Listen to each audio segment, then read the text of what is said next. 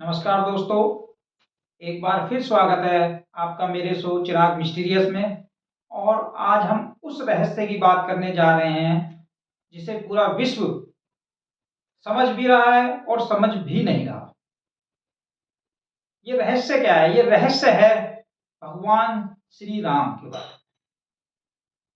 में। राम से श्री राम बनने की जो शक्तियां उन्हें प्राप्त हुई, वो शक्तियां किस वजह से प्राप्त हुई, कैसे कैसे ये शक्तियां आज भी धीरे धीरे सूक्ष्म रूप में हमें दिखाई देती हैं, मगर हमारा जो सांसारिक ज्ञान है इन शक्तियों को जानते हुए भी हम इन शक्तियों को अनदेखा कर रहे हैं। तो हम चलते हैं, समझते हैं इन चीजों के बारे में कि ऐसा क्या था जिसे राम ने श्री राम बना दिया। पहले हम बात करते हैं कि राम है कौन। राम जो है दशरथ के पुत्र हैं। अब आप पूछोगे, दशरथ एक राजा थे, उनके पुत्र, उनके 4 पुत्र हुए। खाली राम ही नहीं थे, राम के साथ में भरत, लक्ष्मण और शत्रुघ्न। लक्ष्मण और शत्रुघ्न जुड़वा भाई थे जो सुमित्रा के गर्भ से हुए। भरत जो थे वो कैकेयी के गर्भ से हुए, और जो राम थे वो कौशल्या के गर्भ से हुए। कैकेयी को दिए हुए वचन के द्वारा भगवान दशरथ ने उनके कहने पर 14 वर्ष का वनवास राम को दिया। जब तक 14 वर्ष का वनवास उन्हें मिला, जब तक वो सिर्फ राम थे, उस 14 साल के वनवास ने उन्हें राम से श्री राम बना दिया। कैसे, समझने की कोशिश करते हैं और जानते हैं उन तत्वों को, उन चीजों को, उन भावनाओं को कि किस तरह से राम श्री राम में परिवर्तित हुए। राम एक ऐसा शब्द है जिसे हमें समझने की कोशिश करनी चाहिए, और वर्तमान युग में राम के द्वारा किए गए ये कार्य जो हैं उनको अगर हम समझ गए तो हमारा जीवन भी कुछ उत्तम हो सकता है। राम ने क्या करा कि राम जो थे, पहले तो उन्होंने पिता की आज्ञा का पालन करा, जो आज के वर्तमान युग में बहुत कम देखने के लिए मिल रहा है कि बच्चे जो हैं वो माँ बाप की आज्ञाओं का पालन कम कर रहे हैं। माँ बाप भी बच्चों को नहीं समझ पा रहे हैं और बच्चे जो हैं वो माँ बाप को समझना ही नहीं चाह रहे। तो राम ने जो करा, सबसे पहले ये करा कि उन्होंने अपने पिता धर्म का पालन करा, अपनी मातृ धर्म का पालन करा। एक आदेश पे उन्होंने, माता के पिता के आदेशों के कारण, वो अपनी पत्नी और उनका जो प्रिय अनुज भाई था लक्ष्मण, जो जिद से उनके साथ में गया, उन्होंने 14 वर्ष का वनवास भोगा।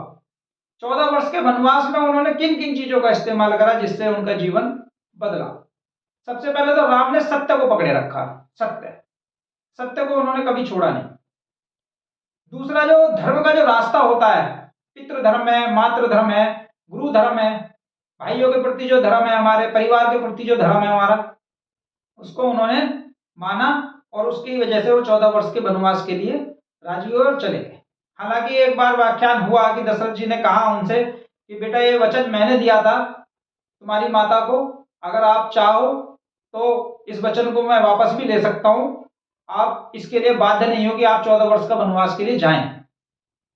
मगर श्री राम ने इस चीज को पहले ही समझ लिया था कि मुझे राम से अगर श्री राम बनना है, इस संसार को कुछ ज्ञान देना है, इस संसार को, जो भी शब्द जुड़ता है ना राम के सामने कि मर्यादा पुरुषोत्तम श्री राम, तो मर्यादा चीज को सिखाने के लिए उन्होंने 14 वर्ष का जो कष्ट झेला, उस चीज को समझते हैं कि धर्म के विरुद्ध जो आदमी चल रहा है उसका निश्चित अंत होता है। तो भगवान राम ने इस बात को माना है कि धर्म के, जो हमारा धार्मिक जीवन है उसको हम जिए। माता पिता परिवार का जो धर्म हमारे प्रति बनता है, गुरुओं के लिए हमारा जो धर्म बनता है, अपने से छोटे और बड़ों के लिए जो धर्म बनता है उसको हम निभाएं। दूसरी बात थी, उनके अंदर सहनशीलता बहुत थी। आज सहनशीलता धीरे धीरे खत्म हो रही है। अगर किसी पिता के द्वारा किसी बच्चे को जायदाद हिस्सा कम दे दिया जाता है ना, तो भड़क उठता है, कोर्ट कचहरी, यहां तक पता नहीं क्या क्या करने के लिए तैयार हो जाते हैं। मगर वो चीज उन्होंने दिया, सहनशीलता। सहनशीलता का परिचय देते हुए उन्होंने इतना बड़ा राजपाट छोड़कर वो जंगल में चले गए। धैर्य का परिचय उन्होंने दिया है कि जब माता सीता रावण के द्वारा उठा ली गई तो उन्होंने बहुत धैर्य से काम लिया और धैर्य को बनाए रखा। जीवन में धैर्य का भी एक अपना मत है कि जो व्यक्ति धैर्य से अपने जीवन को जी रहा है उसे बहुत सारी शक्तियां वैसे ही प्राप्त हो जाती हैं। दयालुपन उनके अंदर पहले से रहा, जीव जंतु पशु पक्षियों के प्रति वो हमेशा दयालु रहे। इसलिए आप देखोगे कि उन्होंने जब रावण के विरुद्ध जो सेना तैयार करी उसमें पशु पक्षी से जानवर तक भी उसमें शामिल थे और उन्होंने सबको एक कुशल प्रबंधन, उनका एक सिस्टम रहा कि कुशल प्रबंधन मतलब उनकी उपलब्धि जो साधन थे उस समय जंगल में, कहाँ रावण की शक्तियां और कहाँ राम। राम उस टाइम तक राम भगवान नहीं है। भगवान कब है ये बाद में बताएंगे कि भगवान कब है। तो एक मनुष्य के पास जो उपलब्ध साधन है उनसे उन्होंने अपने जीवन को लड़ना सिखाया, उस कुशल प्रबंधन करा उन्होंने मित्रता का भी एक बेजोड़ साधन दिया कि मित्रता किस तरह की होनी चाहिए। उन्होंने उन लोगों से मित्रता करी कि जो उनके विरुद्ध पार्टी में, जैसे विभीषण रावण का भाई था मगर उससे मित्रता रख करी उन्होंने। सुग्रीव की मित्रता थी उनके साथ में।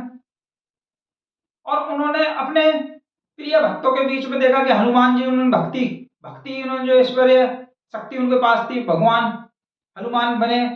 नल नील के साथ उनको, जामवंत के साथ उनके रिश्ते ऐसे थे।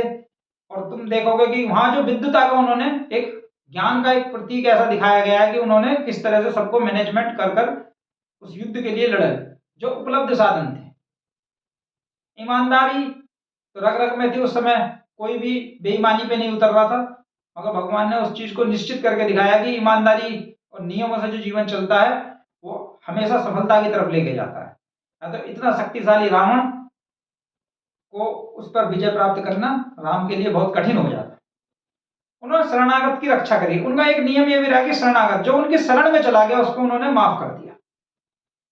रावण को भी ये, अगर रावण भी अगर उनकी शरण में चला जाता तो शायद रावण वध जो हुआ वो होता ही नहीं कभी संसार में। मगर रावण का जो एक अहंकार था उसने राम के प्रति झुकना गवारा नहीं समझा, उसने राम के प्रति झुकने के लिए इनकार कर दिया, इसीलिए रावण का वध हुआ। रावण इसलिए नहीं मरा कि रावण सीता को उठा लाया था, रावण इस वजह से मरा कि जो रावण का अहंकार था उनकी शरण में जाने के लिए नहीं था। जबकि रावण का जो भाई है कुंभकर्ण, उसने कहा था कि भाई आप जो कर रहे हो, किसी भाई को उठा के लेके आ रहे हो किसी को, तो हमारी तो उनसे कोई दुश्मनी नहीं है।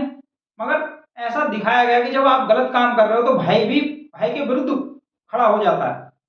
इसी वजह से विभीषण ने उनका साथ दिया, क्योंकि विभीषण जानते थे कि बड़े भाई ने जो काम कर दिया वो गलत कर दिया, कि इस तरह से नहीं होना चाहिए था। और एक बात यह है कि जो रावण का भाई था उसके साथ उन्होंने मित्रता करी, उसको उन्होंने वो आदर सत्कार प्रदान करा जिसे लंकेश को किया जा रहा था, उसी तरह से उन्हें लंकेश कह के वो पुकारते हैं। और न्यायप्रियता का जो न्यायप्रिय है, जब युद्ध जीत कर वापस आए अयोध्या, तो उन्होंने एक न्यायप्रिय राजा के रूप में उस चीज को देखा जनता के प्रति जिस चीज को संसार में आज कोई देखना नहीं चाहता। उन्होंने सबके लिए वही नियम रखे, अपनी पत्नी सीता के लिए भी उन्होंने वही न्यायप्रियता दिखाई, इसलिए उन्हें अग्नि परीक्षा का सत्कार देना पड़ा, अग्नि परीक्षा से गुजरना पड़ा। एक राजा के नियम जो थे वो भी उन्होंने भली भांति जाने। तो यही कुछ चीजें ऐसी थी जिन्हें हम खोज पाए, समझ पाए और आप तक पहुंचा पाए कि राम से श्री राम बनने तक का जो सफर था, इसी ईमानदारी के साथ ये चीजें लागू। अगर हम वर्तमान अपने जीवन में कोई भी व्यक्ति इस तरह के नियमों को जानता है तो उनका जो जीवन होगा वो श्री राम के जीवन तरह उत्तम जीवन बन जाएगा। हम ये तो नहीं कहते कि इन नियमों को मानने के बाद हम भगवान बन जाएंगे या भगवान बन जाएंगे, मगर हम ये कह सकते हैं कि इन जीवनों को जीने के बाद में हमारे जीवन में सत्यता की प्रतीकता आ जाएगी, हमारी जीवा इस तरह की हो जाएगी, हमारी कही हुई बातें जहां तक सत्य हो जाए।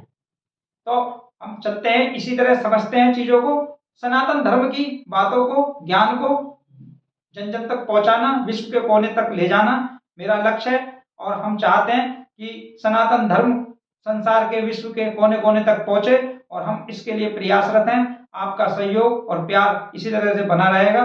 धन्यवाद।